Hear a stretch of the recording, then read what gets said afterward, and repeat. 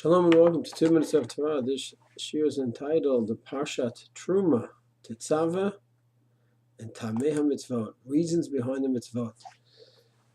In many parshas throughout the Torah, we have the concept of Taamai Hamitzvoth, where the commentaries offer reasons behind the mitzvot, but especially pronounced in these parshot, the building of the Mishkan and the begadim, the clothing of the Kohen, the Kruvim, cherubs, why they faced each other, why they were made out of gold, the menorah, with the height of the menorah, with the branches of the menorah had to be beaten from one object of gold, etc., etc. Sforno, Barbanel, Chinuch, everyone gives different reasons why the pole of the Aron had to be connected, never to be removed.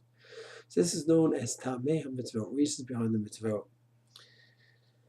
This is a big study, but just to mention a few points. I just recently had a very big tree in my yard and reached to the top of the building, and the leaves went to everyone's porches, so we cut it down. It was a bit of a nuisance for the neighbors, and phenomenal discovery. The trunk was cut piece after piece after piece, every piece a meter or two apart, and you see it looked like it was bleeding, literally bleeding to death. You see, look at the trunk, and you just see blood dripping out from the bark towards the center of the tree. And if someone asks, what's going on? So you go ahead, you study the topic of a bleeding tree, and you'll see that many different factors are involved in causing a tree to look as if it is bleeding. The sap, it starts oozing out. It could be from a fungal infection, it could be from insects, it could be from a hairline fracture of the tree. And all the more so if you chop down the whole tree. And you could study and see all the different causes, and then based on other factors, the sap could be different colors. So sometimes the sap could be more of a brown color. Then other factors could lead to being red. So if it's a red sap, and then you chop down the tree, it looks literally like it's bleeding. And if you ask someone, why is that? So they'll give you all the different physics, the laws of physics behind it. What kind of insects cause this reaction, and the funguses that cause a reaction, and the photosynthesis, etc., etc. That is a legitimate answer. What if someone says, you know why the tree looks like it's bleeding when you chop it down? So that when a lumberjack sees it, he'll feel really bad about killing the tree. And maybe he'll think twice before he kills another tree. And this is supposed to arouse emotion and compassion in him. Now, what if someone gives such an answer to the question, why is the tree bleeding? So the fact is, he's giving an answer in a whole different sphere. The first answer was addressing what is going on. What are the physics? What's the laws of nature that's going on inside that tree that causes it to have the appearance of bleeding, brown bleeding or red bleeding, whatever the color sap may be? It's a physics answer. How is that? What are the laws of science, of nature that's going on in the tree right now? The why, the second answer is addressing why. Why did God make the tree that it will appear as if it's bleeding? That's a speculation regarding philosophy, as opposed to the other one's more anchored in the laws of physics and botany. And the second one is speculation. Maybe, could be God made it that way. It's hard to really know.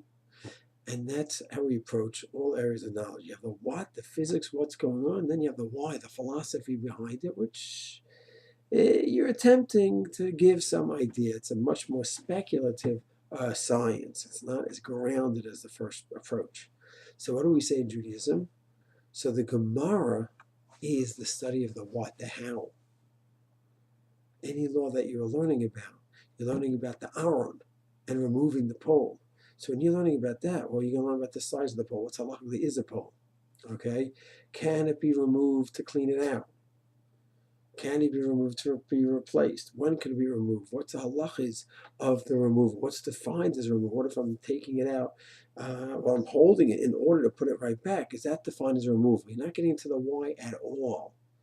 That is the Gemara and the what and the quote scientific explanation of removing the pole from the Aron. Then if I ask, why can I not remove the pole from the Aron? That's a whole nother world. So it might be very pragmatic, like to say for chinuch, that it's simply because I need to always have it attached, because you never know when the Mishkan, when they were in the desert, when they're going to be on the run, they're going to have to quickly go and move to another station. And if it's not secure, then chas v'shalom, you're going to be walking with the Aron, it won't be secure and it's going to fall. Others give more spiritual, philosophical reasons, but it's the area of the why. It's a different study totally, okay? And it is so important that a person can and has benefits in looking into the why behind mitzvot, but it's very important that there's a mechitza, separation between the what and the why. The what is we're understanding that when you're thinking Gemara, you're thinking what? We're understanding the category of the tefillin. How many parshas in the tefillin? What's the order of the tefillin? What if I want to do Rashi? What if I want to do Rabbeinu Tam? Do I make one bracha? Do I make two brachas? Do I make a new bracha on Rabbeinu Tam or not? That's not getting into why. It's a whole other question. Well, why do we have 4 parshas? Why did God want us to have these specific parshas? Nice question. That's in the other side of the mechitza regarding Taamai Hamitzvoth. Why? And we have to have 2 separate sciences here. And the mechitza has to be strong, because if the 2 start getting mixed up with each other, we just don't have clarity in either area. And why God did something and what is the halacha is 2 separate things. Well, God didn't want us to remove the pole because it's important to show how all people who support the Torah have to be connected to the Torah. And therefore, if all people are learning and are already so connected to the Torah, then maybe you could separate. It's silly kind of thinking. You're mixing apples and oranges. You want to speculate in the area of the why? Speculate. And if it hits you and it's meaningful to you and it motivates you more to do the mitzvot, great. But it should not have, never, chas v'shalom, does it detract from the mitzvot. The halachic reality stays the same. So it must be 2 separate disciplines, the area of the halachic understanding of the what's going on, and go deeper and deeper into that learning. And then, of course, the one who wants to separate and go into the why, that's fine as well. You see all the commentaries doing that in the analysis of the mitzvah in this week's parasha, Truma, Tetzaveh, Vayakhel, Pekudei. So that's just a little bit of an overview of how the Taamai Mitzvot work. And Mitzvah Hashem in part 2, we'll just elaborate a bit more. Shalom.